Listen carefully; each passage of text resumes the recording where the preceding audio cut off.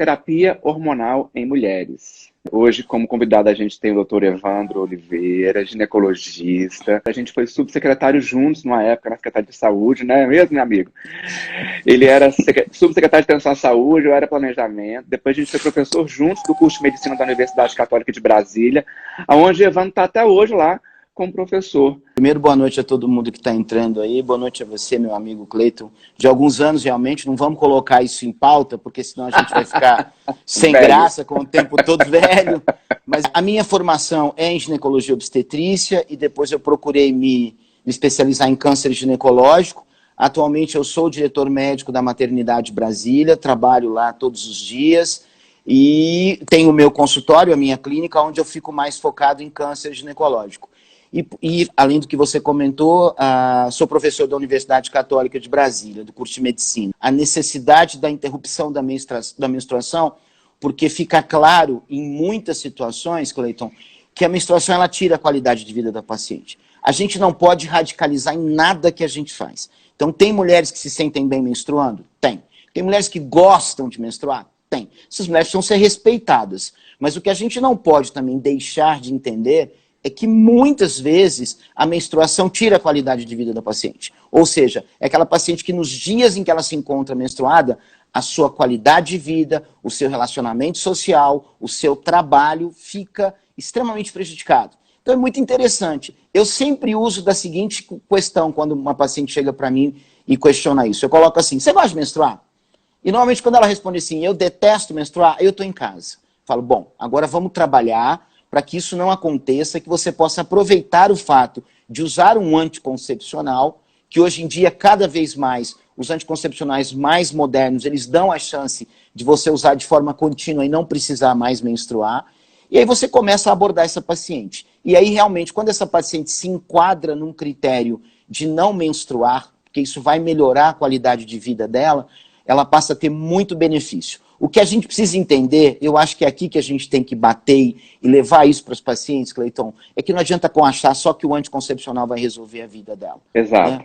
Eu queria até te aproveitar, até para você me ajudar nisso agora, porque existe um paradigma muito grande assim, bom, eu vou começar a tomar anticoncepcional, eu tenho cólicas menstruais horríveis, eu fico muito mal, mas eu tenho um certo receio de usar anticoncepcional porque eu vou engordar, eu vou ganhar peso.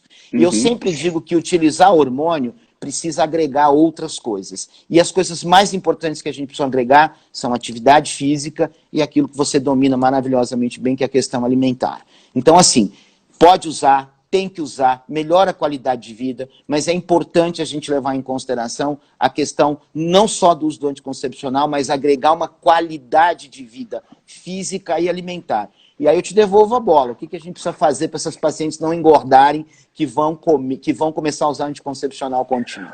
Então, ótimo. Assim, excelente pergunta, e é a pergunta, inclusive, que eu mais me deparo no consultório, quando elas resolvem fazer esses métodos de contracepção de uso contínuo, enfim.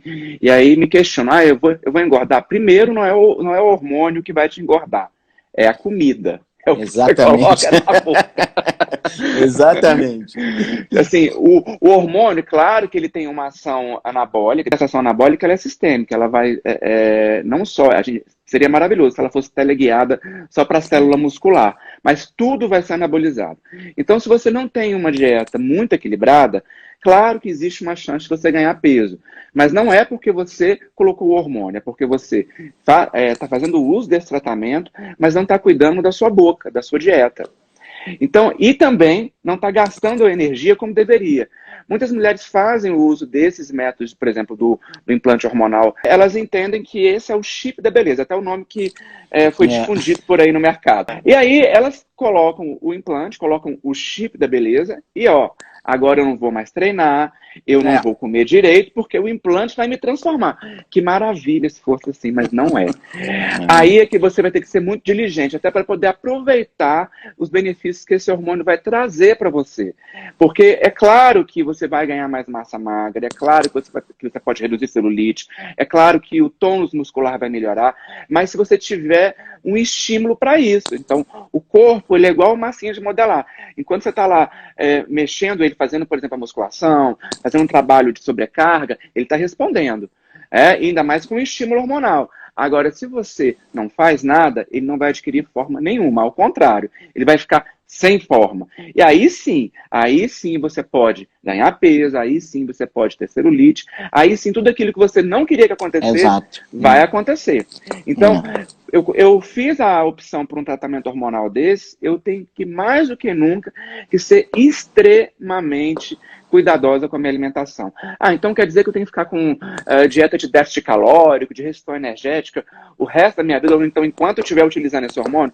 Não quer dizer necessariamente restrição energética ou déficit calórico. Quer dizer uma dieta equilibrada. É isso que a gente está falando aqui hoje. É de equilíbrio nutricional, equilíbrio alimentar. E aí também, fundamentalmente, andando de mãozinha dada com o hormônio e com a dieta, está o treino. Não adianta você ficar de braço cruzado, porque aí, se você não tem gasto de energia e você consome, a matemática é clara. 2 mais 2 é 4, não é 3 nem é 5. A paciente que entra na menopausa 100 anos atrás, ela já era considerada uma morta. Hoje, as mulheres estão pensando em engravidar com 45, 46 anos de idade. Olha então, isso. a necessidade hormonal hoje, ela é uma realidade. As pessoas que falam contra o hormônio é porque não conhecem o hormônio. A gente precisa estudar, a gente precisa ter critério. Então, mulheres, esqueçam, pelo amor de Deus, eu não conheço, nunca ouvi falar de tipo da beleza. Eu conheço hormônios que, quando bem empregados, transformam a qualidade de vida da mulher e que são muito mais bem utilizados quando você tem uma excelente adequação alimentar e faz atividade física. Você precisa ser vaidosa. Não adianta conhecer toda a programação da Rede Globo e colocar hormônio e achar que isso vai resolver. Não adianta, não vai resolver, não vai ajudar. Agora, quando você utiliza uma reposição hormonal apropriada, e para isso existem os protocolos, a gente não tem que inventar nada. O Cleiton não inventa nada. Eu não invento nada. A gente pega uma paciente, se entrega para ela, passa a fazer parte da vida dela, precisa conhecer a vida dela. Conhecendo a vida dela, a gente faz a adequação alimentar apropriada, a gente repõe o hormônio que ela tem necessidade e orienta como isso tem que ser feito. Então, se tiver a impressão de que vai usar o hormônio, que vocês estão querendo que eu diga o nome, eu vou dizer, mas não é o chip da beleza, esse hormônio chama-se gestrinona. É um baita de um hormônio, é um excelente hormônio, ele precisa ser usado de forma coesa. A superdosagem desse hormônio pode levar a uma hepatite medicamentosa. Eu já tive problemas com a gestrinona, quando ela é mal utilizada. Não adianta colocar uma dose achando que a dose vai fazer efeito. Cada paciente tem uma dose específica, por isso a necessidade de fazer dosagem hormonal sanguínea previamente. Você tem que ter ideia de quanto você está produzindo para ver quanto você vai precisar. Conhecer o perfil dessas pacientes, porque aí sim vale a pena fazer. Eu aconselho a hormonioterapia, não precisa ter medo de usar hormônio, desde que você tenha esse tipo de critério. Tensão pré-menstrual é uma síndrome. Tá? Então você precisa ter vários sinais e sintomas para caracterização de uma tensão pré-menstrual. E aí ela se divide em várias categorias, que vai desde uma situação bem leve até aquelas pacientes que realmente têm um poder de agressividade, que muitas vezes elas nem sabem por que desse contexto, mas aí eu sempre digo para não se culparem, tá? A progesterona é a grande vilã da história, sim.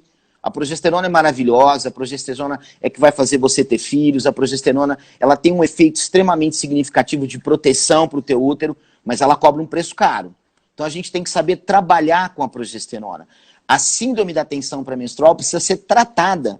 É uma doença. E como doença a gente tem que tratar.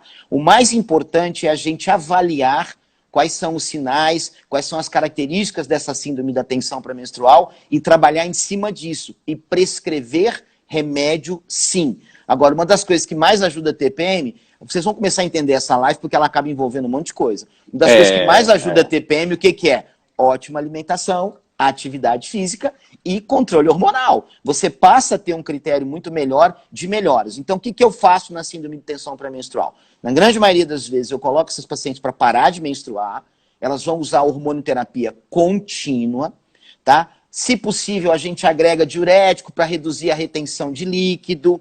Em situações mais graves, a gente pode entrar até com antidepressivo para melhorar, mas sempre associando uma excelente atividade física e uma excelente nutrição, uma excelente alimentação. Essas mulheres melhoram acentuadamente quando você tem esse contexto envolvido em relação a isso, tá?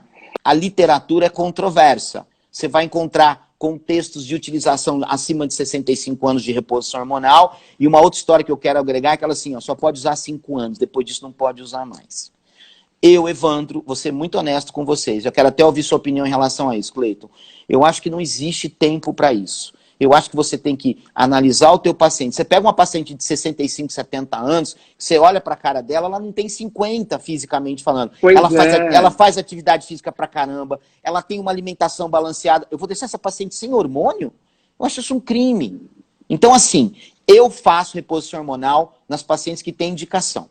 Se ela tem 65 anos, mas ela tem qualidade de vida, mais um motivo para eu não deixar de oferecer hormônio para ela. Tá? Então não coloca critério cronológico, não. Eu tenho pacientes que chegam no meu consultório, às vezes saem de lá chateadíssimas comigo, porque são pacientes de 45 anos, 46, extremamente obesa, extremamente sedentária, fuma pra caramba, não faz atividade física, come, conhece todos os melhores restaurantes de Brasília, aí você vai querer fazer hormônio para ela, não vai resolver. Bebe, então, que é o pior ainda, pois é. E aí não vai resolver, você não vai conseguir ter um bom efeito terapêutico para essa paciente. Aí o que acontece? O hormônio não resolveu a minha vida. Não vai resolver mesmo, não. Mesmo com 45, 50 anos, se você não agregar todos esses fatores que a gente, desde o começo dessa live, estamos falando, não vai adiantar. Então esquece a idade. 65 anos dá para usar? Dá. Tem indicação? Tem. Usa. Eu detesto oxandrolona. Eu não suporto oxandrolona. Eu não sei se porque eu tenho dificuldade de uso, eu tive casos problemáticos com a oxandrolona, eu procuro não usar a oxandrolona. Eu, quando tem necessidade de uma utilização do oxandrolona, eu peço para ir num endocrinologista que tenha uma expertise muito grande em oxandrolona e mando para o Cleiton para fazer a avaliação nutricional, porque aí realmente não dá o que fazer. Tá? A grande questão desses hormônios todos para efeito cosmético, digamos assim, estético, né, é justamente aquele velho ditado. A diferença entre o antídoto e o veneno está na dose. Então, é muito difícil você fazer o manejo desse tipo de hormônio se você não tem guidelines, se você não tem protocolo para poder se apoiar. Então, isso parte muito da experiência clínica do profissional dentro do consultório, na trajetória dele, no manejo desse tipo de substância, para ele poder desenvolver, inclusive, um protocolo próprio que ele entenda que é seguro para, enfim, prescrever esse tipo de substância para seus pacientes. E não é todo mundo que tem essa expertise, esse acúmulo, esse background, e muito menos tem formação para isso. É isso que o Evandro fala aqui. Assim, vocês vão encontrar aí no mercado muita gente falando que é endocrinologista e nunca passou nem na porta de residência de clínica médica. E tá aí prescrevendo oxandrolona para lá e para cá, inclusive em todos os veículos que você imaginar, gel, via oral, daqui a pouco tem até shampoo, inclusive. Então, né, é igual colágeno, é impressionante. Tudo tem colágeno hoje em dia, né? E a oxandrolona está no mesmo patamar já do colágeno, serve para tudo. Então, tenha muito cuidado. Se você tem um profissional endocrinologista que tem uma formação sólida, que de fato é endocrinologista e que ele se sente seguro para prescrever, é porque ele tem manejo para isso e você pode embarcar nessa com tranquilidade. Do contrário, não faça o uso, porque é um hormônio androgênico de alta patoxicidade, inclusive, que tem efeitos colaterais que são bem pontuais em relação à queda de cabelo, acne, inclusive, androgenização com aumento de clitóris. Aí depois o clitóris vai ficar aquele negócio lá pendurado no meio da sua perna e você vai ter que lidar com aquilo. Olha só. Exatamente. Alteração de padrão de voz. Então são muitos efeitos adversos que estão associados ao uso dessa substância que, para fazer valer a pena, tem que ser um profissional muito seguro e com uma bagagem muito boa para poder prescrevê-la.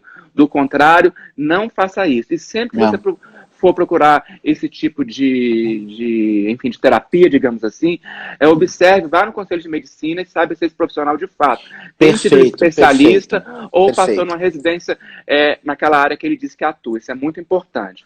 Quero agradecer a presença de todos vocês aqui, foi maravilhoso. O doutor Evandro, agradeço demais a presença dele, sinta-se abraçado e beijado, como sempre, tá?